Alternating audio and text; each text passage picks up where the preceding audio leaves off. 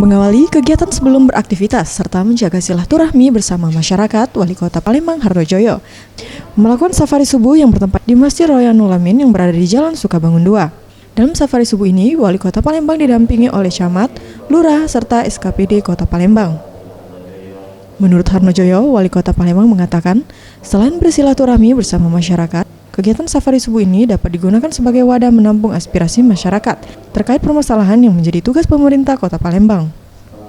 Dari kunjungannya ini, ia banyak menerima laporan terkait perbaikan infrastruktur jalan, serta penambahan fasilitas masjid.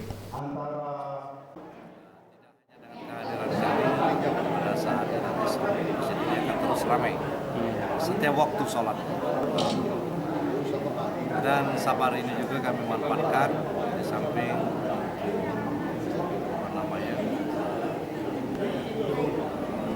sholat bersama masyarakat, terus saling mengingatkan kepada kita semua tetap bertakwa kepada Allah Subhanahu wa Ta'ala, membina dan meningkatkan hubungan silaturahim dan sekaligus menyerap aspirasi masyarakat.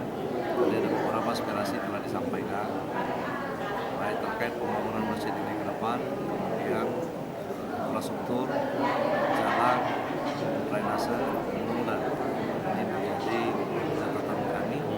Pada prinsipnya apa yang bisa kami kerjakan hari ini tidak mungkin akan mudah-mudahan terus kita bisa mengingatkan dalam rangka kepentingan masyarakat dan pada akhirnya pembangunan di Kota Palembang yang tentu menjadi harapan kita ke depan.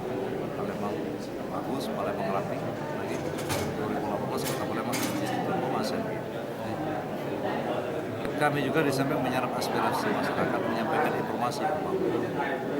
Tadi kami tayangkan dalam video singkat kami program-program sedang kita kerjakan.